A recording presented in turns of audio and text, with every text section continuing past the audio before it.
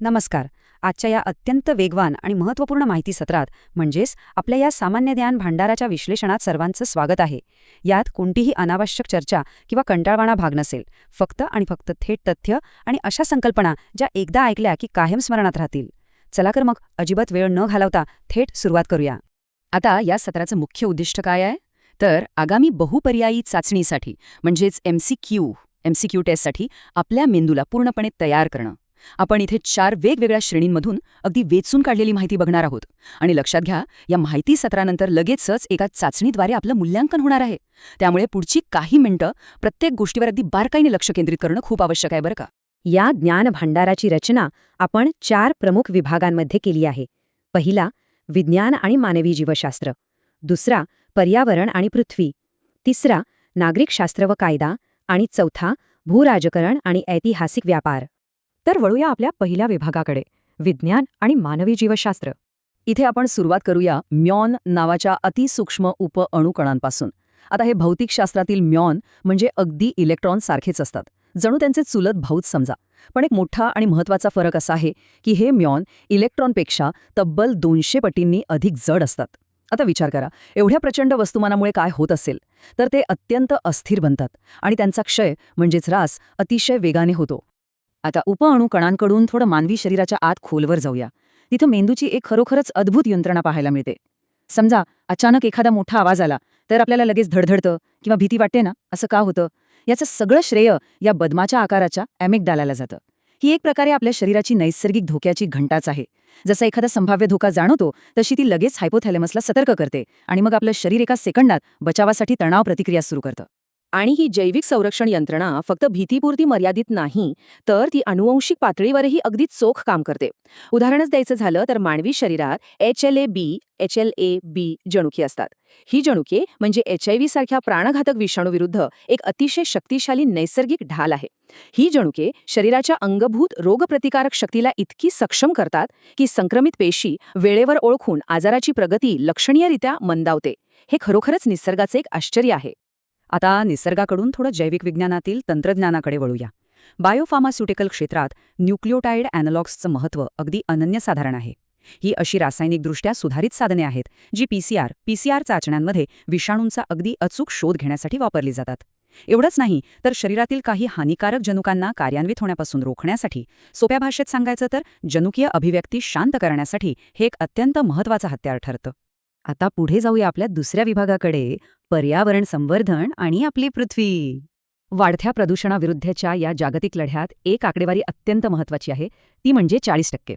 राष्ट्रीय स्वच्छ हवा कार्यक्रमाने म्हणजेच NCAPने हवेतील सूक्ष्मकण जसे की PM10 आणि PM2.5 हे 2026 सालापर्यंत तब्बल 40% कमी करण्याचे एक मोठं आणि धाडसी उद्दिष्ट समोर ठेवलं आहे. आणि हे मोजण्यासाठी 2017 या वर्षाला आधारभूत वर्ष म्हणून गृहीत धरण्यात आलं आहे. पण मग प्रश्न असा पडतो की हे उद्दिष्ट पूर्ण होतंय की नाही, हे कसं समजणार? बरोबर, त्यासाठीच प्राण PRNA नावाचं पोर्टल सुरू करण्यात आलं आहे. हे एक अतिशय प्रभावी डिजिटल ट्रॅकिंग टूल आहे. ज्या शहरांना या राष्ट्रीय स्वच्छ हवा कार्यक्रमाचे निकष पूर्ण करता आलेले नाहीयेत, तिथे हवेच्या गुणवत्तेत नेमकी किती सुधारणा होतीये यावर हे पोर्टल बारीक आणि सतत लक्ष ठेवून असतं. आता हवा आणि प्रदूषणाबद्दल बोलताना निसर्गाची एक अत्यंत रंजक बाजू पहा. आपण नेहमी वातावरणातील धुळीच्या कणांकडे फक्त प्रदूषणच म्हणून बघतो, पण ढगांच्या निर्मितीमध्ये त्यांची भूमिका खूप निर्णायक असते बरं का. हवेत तरंगणारे हे धुळीचे कण पाण्याच्या वाष्पाला गोठवण्यासाठी एक पृष्ठभाग मिळवून देतात. म्हणजेच ते एका अर्थाने आईस न्यूक्लिआय म्हणून काम करतात आणि यातूनच प्रत्यक्ष पावसाच्या थेंगांची निर्मिती होते. निसर्गाचं हे चक्र किती गुंतागुंतीचं आहे ना. याच निसर्गाच्या कायदेशीर संवर्धनाबाबत जेव्हा आपण राष्ट्रीय हरित न्यायाधिकरण म्हणजेच NGT बद्दल ऐकतो, तेव्हा आपल्याला वाटतं की पर्यावरणाचे सर्वच विषय यांच्या कक्षेत येतात. पण तसं नाहीये. इथे त्यांच्या अधिकारांच्या कायदेशीर सीमा समजून घेणं खूप गरजेचं आहे. लक्षात घ्या, 1972चा वन्यजीव संरक्षण कायदा आणि 2006चा वन हक्क कायदा हे 2 अतिशय महत्त्वाचे कायदे NGTच्या अधिकार क्षेत्राच्या स्पष्टपणे बाहेर ठेवण्यात आले आहेत. या कायदेशीर चर्चेतूनच आता वळूया आपल्या तिसऱ्या विभागाकडे, नागरिकशास्त्र, कायदा आणि आपला समाज. समाजातील नेतृत्वात समानतेचा विचार करताना 106वी घटना दुरुस्ती हे एक अत्यंत ऐतिहासिक पाऊल मानलं जातं. या कायद्यानुसार महिलांसाठी राजकीय प्रतिनिधित्वात नेमका 1/3 म्हणजेच 33% कोटा राखीव ठेवण्यात आला आहे. आणि ही तरतूद फक्त लोकसभेपुरती मर्यादित नाहीये, तर ती देशभरातील सर्व राज्य विधानसभांच्या जागांसाठीही समान रूपाने लागू केली गेली आहे. हा खऱ्या अर्थाने एक मोठा बदल आहे. पुढे आपल्या भारतीय संविधानातील कलम 20 बद्दल बोलायचं झाल्यास हे एक अतिशय महत्त्वपूर्ण संरक्षण आहे. याचा सोपा आणि सरळ अर्थ असा की समजा एखादी कृती जेव्हा घडली तेव्हा ती बेकायदेशीर नव्हती, तर नंतर अचानक नवीन कायदा बनवून त्या जुन्या कृतीसाठी भूतकाळातील तारखेपासून फौजदारी गुन्हे दाखल करता येत नाहीत. पण इथे एक गोष्ट लक्षात ठेवायची की ही घटनात्मक सुरक्षा केवळ फौजदारी म्हणजेच क्रिमिनल कायद्यांसाठीच आहे. दिवाणी किंवा सिव्हिल प्रकरणांमध्ये मात्र असे पूर्वलक्षी बदल करता येऊ शकतात. आता हे कायदे बनवणाऱ्या लोकशाहीचा सर्वात मोठा उत्सव म्हणजे निवडणुका. भारतासारख्या विशाल लोकसंख्येच्या देशात निवडणुका पार पाडणं म्हणजे केवढं मोठं आव्हान. पण तुम्हाला हे ऐकून आश्चर्य वाटेल की भारतीय निवडणूक आयोगाकडे ह्या सगळ्यासाठी स्वतःचा असा कोणताही कायमस्वरूपी प्रशासकीय कर्मचारी वर्ग नाहीये. मग हे सगळं कसं होतं? तर आयोगामार्फत पूर्णपणे केंद्र आणि राज्य सरकारांच्या विद्यमान कर्मचाऱ्यांनाच निवडणूक कर्तव्यावर तैनात केलं जातं. समाजाचा असाच एक अविभाज्य पण ऐतिहासिक भाग म्हणजे बंजारा समुदाय. हे लोक राजस्थान आणि गुजरातच्या परिसरातील ऐतिहासिक फिरते व्यापारी होते. पूर्वीच्या काळी दळणवळणाची साधने नसताना ग्रामीण भागांमध्ये मीठ आणि मेहंदी यांसारख्या जीवनावश्यक वस्तूंचा पुरवठा करण्यासाठी ते गाढवांचा उपयोग करून एका गावातून दुसऱ्या गावात मालाची वाहतूक करायचे.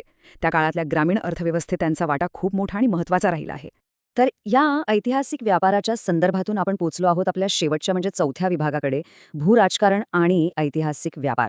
जागतिक अर्थव्यवस्थेला आणि ऊर्जेच्या इतिहासाला कलाटणी देणारी एक मोठी घटना 1960 मध्ये घडली. ती म्हणजे ओपेकची स्थापना. इराकची राजधानी बगदाद येथे एका ऐतिहासिक परिषदेचं आयोजन झाले होते. तिथे Iran, Iraq, Kuwait, Saudi Arabia आणि व्हेनेझुएला या 5 संस्थापक देशांनी एकत्र येऊन जागतिक पेट्रोलियम धोरणांवर नियंत्रण मिळवण्यासाठी आणि ती एकत्रित करण्यासाठी या शक्तिशाली संस्थेचा पाया रचला.